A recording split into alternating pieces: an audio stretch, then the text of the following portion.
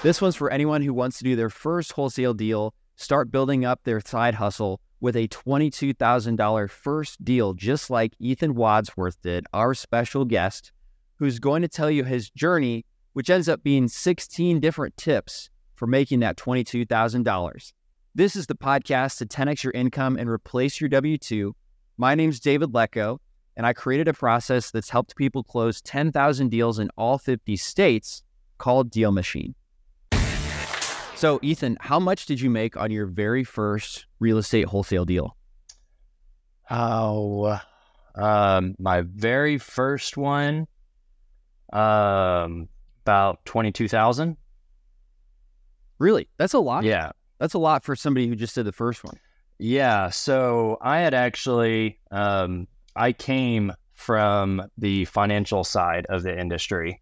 And so I really tried to study how all the numbers worked. And my first deal was actually a flip. But through that, I got to know how all the numbers worked and different things like that. And I really got intrigued on wholesaling instead because, I had to go raise some money. I did it with a friend who was experienced, who had done it before. And in all, I lost about $2,000 on my flip, which was actually my first real estate deal. But that led me to get a lot more interested and focused into wholesaling. And so, when you say raise money, you just meant you needed to make money, right? Yeah. So like I said, my first deal was actually the flip. A buddy found it. And so he and I put money towards getting that. But I didn't really like doing flips that much. Does that make sense? And so I did a flip. We had to raise money to do it, but I have found it to be much more advantageous to go after really just wholesaling because you don't have any risk. You don't have to raise any money. You make your profit all of day one. And from my experience, you can make just as much, if not more, off of a wholesale than you could a flip. And you don't have the risk of debt, of people falling through. It was about an hour and a half away, so I had to drive there. So I've done a couple of flips, but my primary business and what I much prefer to do if I can is to wholesale deal. So, okay. Yeah. All those reasons make a lot of sense. yeah. So you had a flip, a lot of work, lost $2,000. Then what'd you do next? Yeah. To get that first deal? So I came from sales. I was actually working in a business where we did a lot of financing. So I had met a lot of investors who were doing this, started to learn how flipping and wholesaling worked. And I actually partnered up with a buddy of mine who was kind of already doing this. But I had come from sales and he needed some help. He could find some deals from time to time, but he was having trouble closing them. So I actually came on board with him. He and I did it for a couple years together, and he kind of focused on finding the deals, and I would focus on closing the deals. So we did that for a few years, and then he decided to go another route. I really wanted to continue doing this. And so we parted ways a couple years ago. He's a great guy, love him. But he decided he wanted to go another way, and I kept on doing this. Cool. So how was he finding these deals? And in particular, the very first one where you made $22,000. He was just doing a lot of list calling, different things like that. So we had a lot of outbound marketing. We actually had VAs that we're using. We're purchasing lists and things like that. We had 2 or 3 VAs at any given time, and we were going after properties, that a lot of people were kind of doing. And since then, we've kind of changed how we've done it, but it was just kind of blasting it. Specifically? Yeah. What type of property specifically were you guys going after? They were older, 3.2s, really didn't care too much about the size, but I'm in Dallas-Fort Worth, and so it's a huge market, and you can go after the really expensive houses, the medium houses, or, the houses. We bought several under $50,000 even in the past couple of years, which is not very common. Like today, you can't really find that. And so we are definitely focusing on lower end properties. There's a few neighborhoods in the area that we had a lot of success in. We found about 4. And here, it's funny. I always grew up, my parents would always say, it's all about the location when it comes to real estate. And I've kind of changed that. It's all about numbers. Especially in Dallas-Fort Worth, it doesn't matter as much where it is. It just matters if the numbers work. And if the numbers work, anyone will buy it because there's a good market for it. And so we focused a lot in those areas that were, under sub $100,000. We could get those deals and then flip them to investors who would sell them for around $200,000 to $250,000. Okay. And I just wanted to hone in on this first one because everyone listening is trying to do their first one. So you're picking properties that were over 40 years old, maybe 3-bedroom, 2-bath, right? Right. And do you remember if he was marketing to them via direct mail or was he cold calling those types of properties? We were doing a lot of cold calls. Yeah. So we were getting these lists and we were having our VAs. They would go out, get some initial interest, and then I would follow up and try to close the deal. They would make the call. Right, they would. Yeah. Got it. Okay, cool. Yeah. Love it. So once they got somebody that was interested, you're saying they would pass them over to you? Yep, they'd pass it over to me, and then I would speak to them. I'd go take a look at the property, see it, kind of let them know what we were looking to do, and just go from there. So it worked pretty well. Got it. And what was the reason why this person in particular wanted to sell to you? Do you remember that? I think it was just a passed down property to them that they didn't really know what to do. I think another part of their family even tried to fix it, but they spent $5,000 on new windows and thought, man, this is going to take a lot more than we thought it was going to. So they decided, you know what, we're done. We don't want any part of that. Yes. If you're not really used to working with contractors, for example, it can be very frustrating. Right. If you don't line up the incentives correctly. So that makes a lot of sense why they'd want to get rid of it. And then was this one of those properties that you offered $50,000 on? We actually offered about 25. Okay. How did you come up with that? Do you remember? Well, I went to go see it. They were just in a rush. They hadn't even seen the property, I think, in 3 years, maybe longer than that. And so, wow. So they inherited it like over 3 years ago? Right. I think I actually even reminded them that they had it. So it was out of mind, out of sight. They hadn't seen it in a long time. And so we ended up talking about it.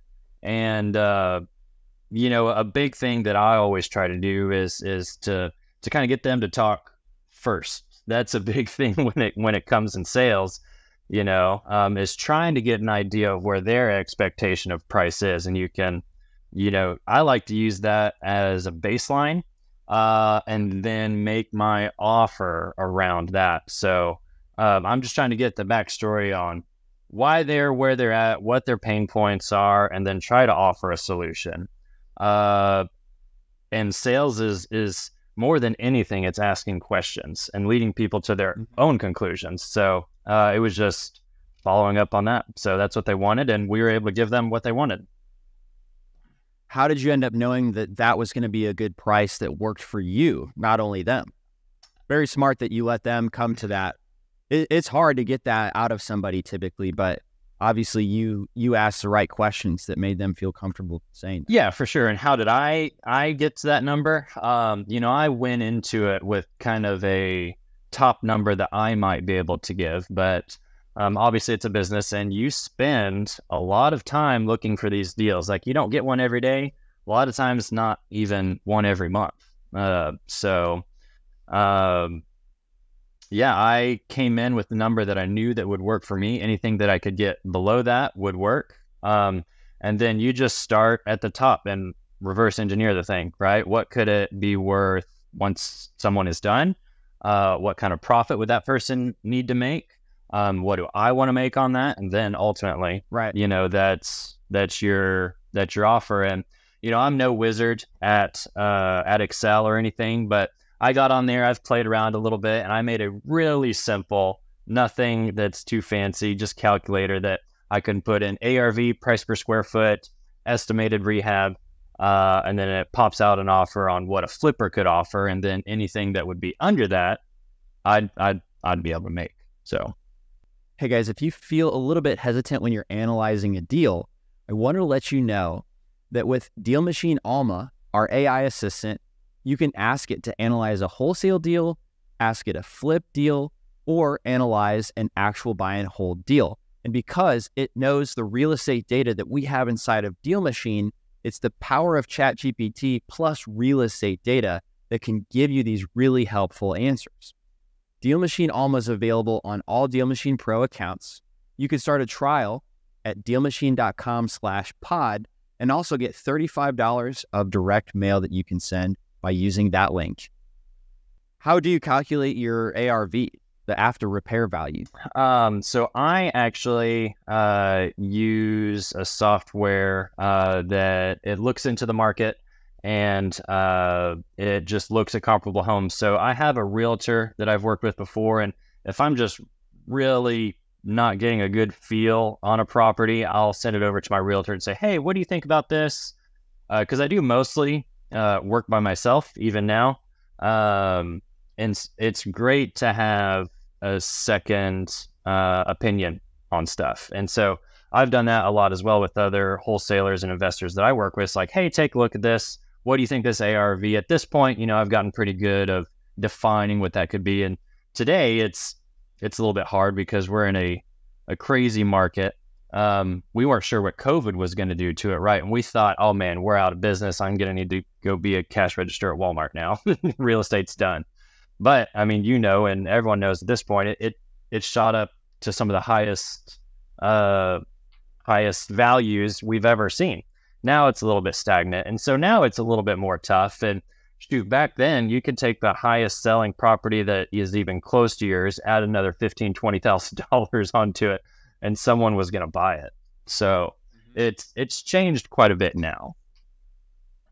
Speaking of, how did you sell this property? This is your very first wholesale deal, so you didn't have a list of buyers that you knew probably. Right. So like I said, I came in with a buddy who had been doing this, and I'm by no means a self-made guy. You know, I don't think anyone in real estate really is. There's someone who's kind of forged it before them that's maybe done it. And so my whole career, whether that's professionally outside of real estate and real estate, you need to get around good people that are doing the same kind of thing that you want to be doing. And real estate, I would say 90% of it is just lingo. If you know what ARV is, if you know what rehab budgets potentially could be, or if you know someone that could call them, like, it's not a game that you're going to do very quickly or very well by yourself, especially if it's your first deal. And so that would be my recommendation to someone who's wants to get into it. Even if you can just get a property under contract so that you can have an attempt to sell it. Now, you don't want to waste people's time. You know, you want to do good business and different things like that, but it's not the worst thing in the absolute world if for whatever reason you can't close on the deal. You know, you get your 7-day option period. You're trying to move that to an investor. We probably close at least 90% of the properties that we get under contract, but especially starting out, like, make offers, get stuff under contract, and you don't have to have everything figured out day one. Like, just take one step and you go, oh shoot, I've got someone who might actually want to sell. You know, there's some super simple contracts that are out there that a second grader could fill out.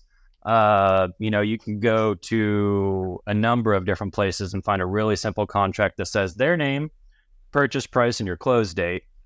And an attorney probably wouldn't recommend that, but that's basically all you need. You know, as you get more advanced, and I've had some deals where in Texas we use the TREC contract, which is the standard form for every sale in the state of Texas.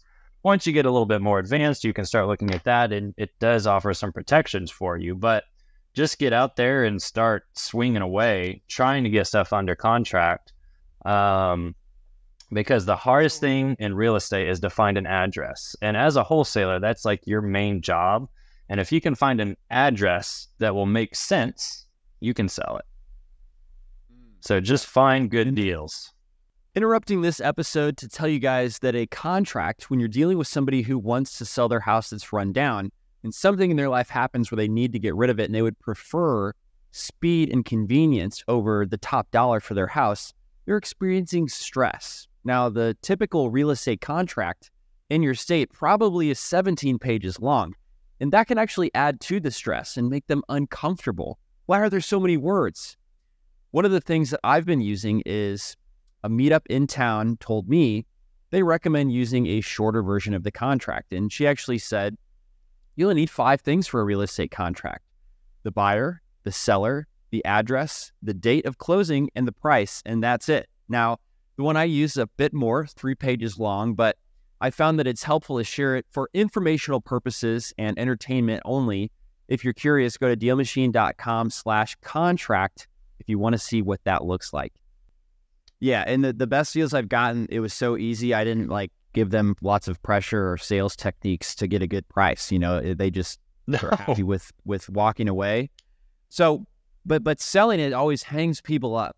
So do you remember, like, who was this character that ended up buying this first one from you? I understand it may have come from your partner at the time, right? Right. The relationship maybe, but who was this guy? Who was this person that bought the property? Right. So again, real estate is a team sport. And I say that to my sellers. I say it to my investors. We're trying to get a situation that makes sense and makes everyone happy. And so, we've got a couple pocket buyers that we used. Sometimes they would be full. Sometimes they would want it. Sometimes it was outside of their zone that they wanted to flip, and other times it wasn't. And so, we would even do JVs with other wholesalers. There are massive companies here in DFW. You've probably heard of a few of them. And if nothing else, you can team up with a few of their reps and say, hey, I've got an address. I'm having trouble locating a buyer. Can you help connect those dots? I'll split the fee with you, or I'll give you $1,000, $5,000, whatever. If you're a little bit more junior, it's all about what you ask for. Maybe a 50-50 deal is good for you. I remember, you think in your first deal, if you make $5,000, like, you feel like you hit gold, you're rich, you're going to do this 5,000 times over. And it is a rush lining up deals. And that's what I really enjoy now. But so we've got a few pocket investors that we had worked with from real estate meetups or different things like that. But, depending in what markets you're in, you can probably look for someone else that's already doing it. And as long as you have it under contract, you can go to them and say, hey, I've got this deal. What do you think you could move it at? Or, hey, I've got it at this price. Whatever you are able to move it at, maybe we go 50-50 or 70-30, or you make your own terms in this, which is a lot of fun. It's a cool strategy. If you're wondering where to actually, go find those types of people that can help you sell the property, you could just Google "sell my house fast" in your city and reach out to the top 5 people. And we've actually got a JV agreement that you can use with them at DealMachine.com/JV. And that's a simple contract to help disposition a deal like that with somebody. So, Ethan, once you got the $22,000, then what did you do next? I mean, I guess the next deal came along and you just got the ping from the virtual assistant to go talk to him, right? A little bit. I would say as we've been doing it a little bit, but where we really got excited, anyone can do a 3-bed, 2-bath house that needs new carpet and paint, right? So everyone in their mind is looking for those types of houses. And a huge market, and I cannot express this enough. Social media is so huge right now. Even if you're not, like you, David Lucko, and you've got this big audience and people that you can talk to and a podcast and, Instagram with all these different followers. I had posted that I was looking for deals and different things like that, not making a huge deal out of it really. But I had a friend that reached out to me, and she said that her friend's house had recently caught fire, actually. And so you had posted on social media the fact that you did a deal, and then somebody thought of you. Exactly. Yeah. And I wasn't, posting 3 times a day and trying to figure out SEO and, algorithms of all these different things. I was like, I'm just going to let people know that I've done this. Like, I think it's kind of cool, Yeah. And I've gotten several deals from that, of just people that I know. No lie. My mom was in a salon one time, and she overheard someone talking about a house that they were looking to sell. My mom connected me with that person. We ended up wholesaling it for $45,000 profit. Oh, wow. $45,000 thanks to your mom. Did you pay her? I did. I got them a nice steak dinner and a little fee. And that was awesome. It was a little duplex over in South Dallas, but it was interesting. And that first friend is kind of the one that really started to make my mind turn. So she introduced me to her friend, and really nice couple. Their house had caught fire, and insurance had mostly paid them out, but they still had a carcass of a house that they didn't really know what to do with. And so they said they had spoken to a realtor, and this blows my mind a little bit. They had a realtor come by, take a look at it. They didn't really know what to do with this, so they took it back to their broker. The broker didn't really know what to do with it. So they were kind of just stuck there with this house that was burned and they had no use for. I looked at it. I didn't think it was that bad, but insurance had already totaled it. And so I ended up working with them. They just wanted to get rid of it. They said, just give us dirt value and we'll be happy. So I bought it for that. I bought it for about $35,000, and ended up selling it for about $125,000. Wow, that's awesome. So, any other buyer techniques, like aside from reaching out to? So for the buyer, back in the day, I was a big racquetball player. Loved to play it. Traveled a lot. Got to know a lot of people through it, and so one of my buddies that I met through that is who I flipped that first house with. We did that one house. He does a ton, but we didn't really do any more deals. But I called him up and I said, hey, I've got this house over here. Like, would you be interested in it? And he bought it in 2 weeks. Oh, wow. Amazing. All right. So, a couple other things I just wanted to clarify about your journey was, if this was so profitable, why do you feel like your partner wanted to go do something else? And what was the difference in thinking where you were like, oh man, I definitely want to keep doing this?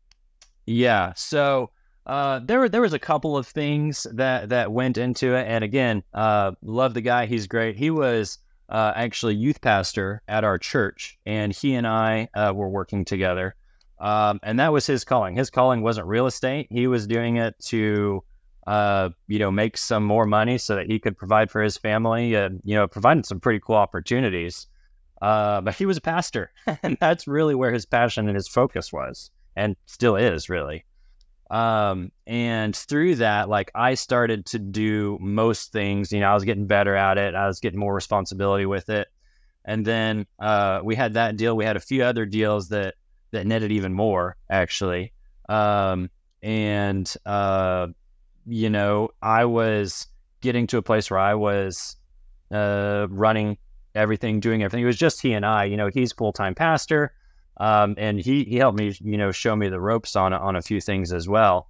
And we bought some pretty big deals together. We became partners in another venture, and it's been a really cool run. But his calling really was and is ministry. So, and he felt that real estate was kind of pulling him away from that. So I really respect him a lot as well. That's a hard thing to do for something that can and does make money. But the other thing is, it does take time, and you can overcome lack of time with money, but you're paying other people to do it and you're not netting enough. You know what I mean? So it's like kind of this weird dynamic, but so I really respect him a lot, and he's still doing that. He runs a worldwide ministry here in Dallas. So Cool. And then what have you changed to do this on your own? Now you've had to actually be the one to find the addresses, as you said, that want to. Yeah. So there's lots of ways. Some is by word of mouth. I really like focusing on properties that have really experienced a lot of damage because there's a lot more equity that you can pull out of it as well, and people get scared. One deal, it was a roller coaster of a ride. It was a realtor that I'd worked with before.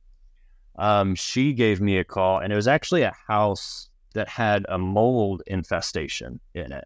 And this was probably the craziest deal I ever worked on. It was a brand new build. It was only 2 years old. It was in the middle of a lawsuit. It had black mold that was coming in the house. And this was like 4,000 square feet, probably $1 million home. Beautiful inside. And I go over there. I get it under contract. I mean, you go in, you think this is like a brand new build, but I probably bought it for like $350,000, or I contracted it at least for $350,000. So I thought, man, I'm gonna make $200,000 on this thing. Mold is an interesting thing, though, and I guess the way that the original construction guys, they didn't put an appropriate moisture barrier on the foundation, and so it was sucking up moisture into the house. And I'd almost sold it a couple times, but in the end, is the only house I have ever worked on, and I've worked with houses that have burned all but like 2 sticks, mostly. The only house that there was just really no solution for. You had to knock the thing down, which was crazy to me because, I mean, granite countertops, I mean, everything. So unfortunately, I had to let that go. But that realtor has brought me. I wasn't able to get it closed, unfortunately, because of that moisture barrier being underneath. Did you lose any earnest money, like the earnest money that you put down when you get it under contract? No, I didn't lose anything. I might have. You get out from losing something, for example, because that's something a lot of people fear is like. Yeah, for sure. And to clarify, I may have been out $50, maybe $100, because that's what's typical in Texas. And that's just the difference between earnest and option money. Pretty much every state. Difference. Pretty much every state has that, but they're just two levels of skin in the game for the buyer. And so I'll get a property under contract. Typically, earnest money is about 1%. So let's say I get a house under contract for $300,000. Maybe I put up $3,000 of earnest money, but I put up $50 or $100 for what's called a 7-day option period, or an inspection period. Kind of same here. And what that does is I can pay a nominal fee of $50, and that gives me whatever we agree on. Typically, I say 7 days, 7 or 10 business days. And it gives me 7 days to kind of have an inspection period where I can go, bring my contractors in, bring my investors by, bring whoever it is that I want to bring by.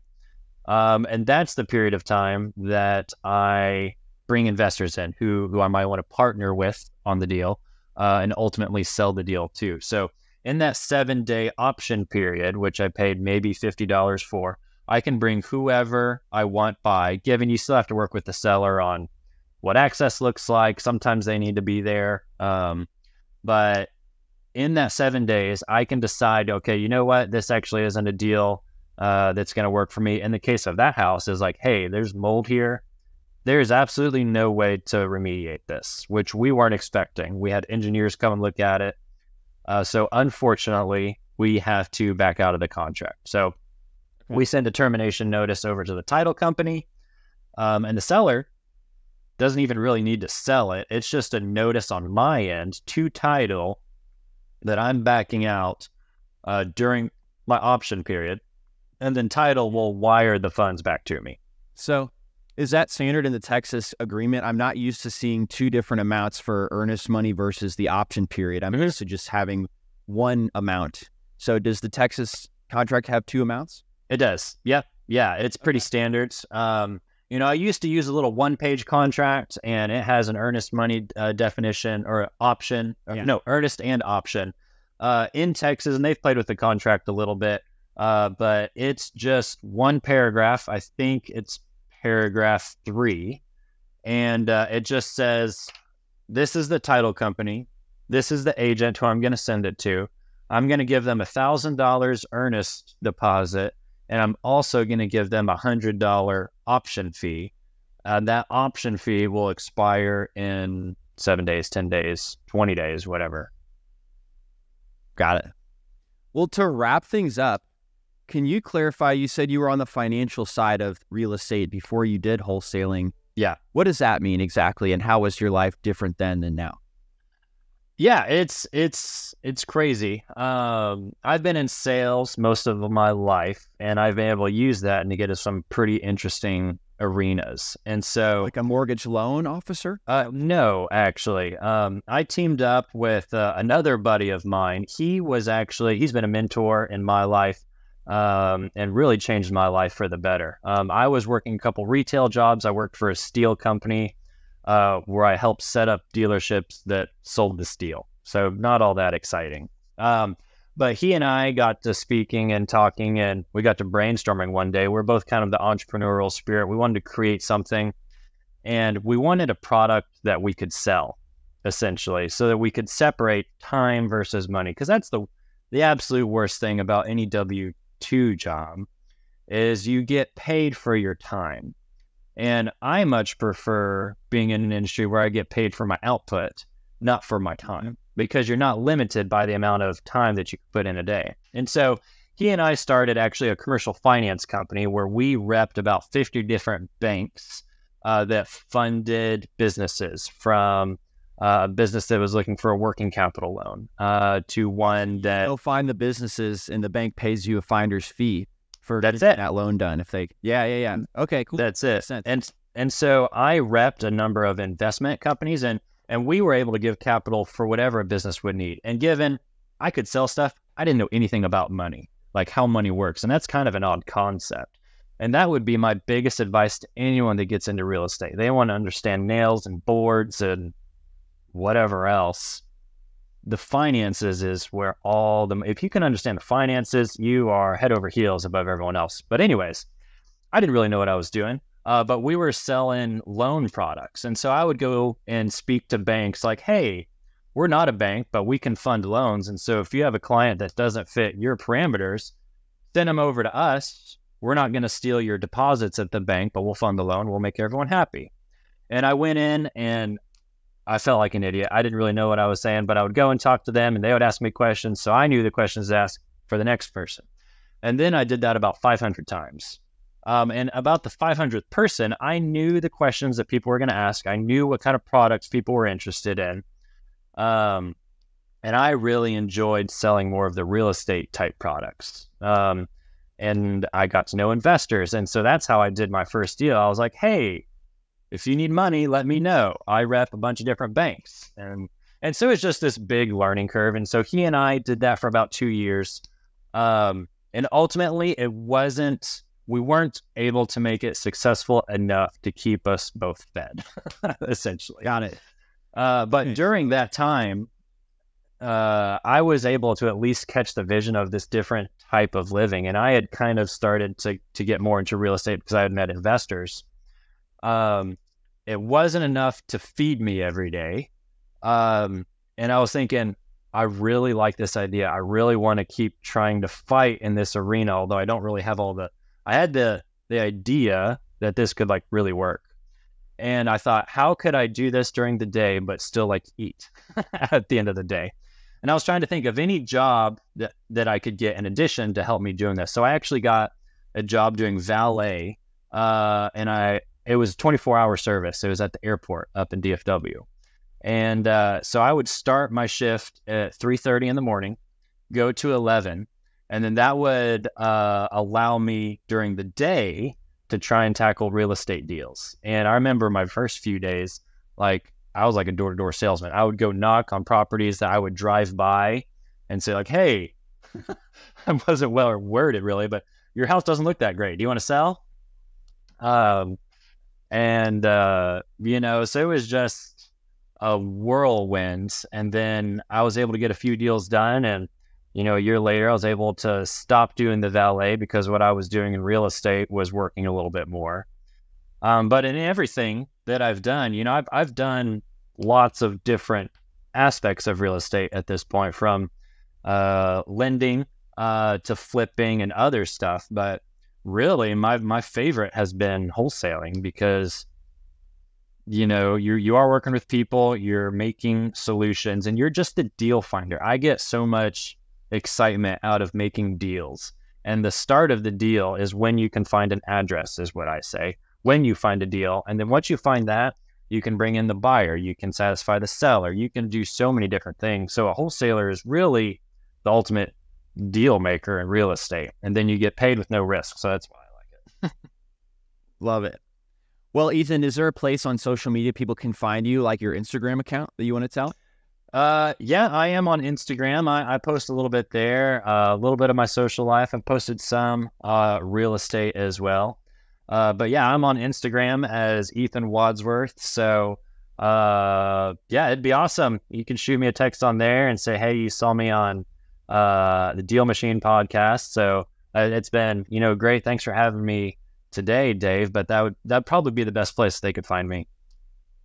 Thank you so much. And we talked about analyzing a deal. If you guys want to listen to more details on how to analyze a deal, check out episode 71 of the DealMachine podcast on how to analyze a real estate deal.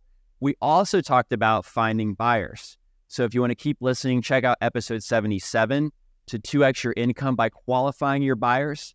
And they also go into how to find buyers in that episode. And let Ethan know that you heard him here. And we'll see you guys on the next episode. Bye-bye. One of the things we mentioned in this episode was analyzing a real estate deal. We told you about our AI assistant. If you want to listen to more of the methodology on how to analyze a deal for a wholesale deal, check out podcast episode 71, How to Analyze a Real Estate Deal with David Lecko. See you guys on the next one. Thanks for listening to the DealMachine Real Estate Investing Podcast. Please leave us a review and follow along wherever you're listening to your podcast.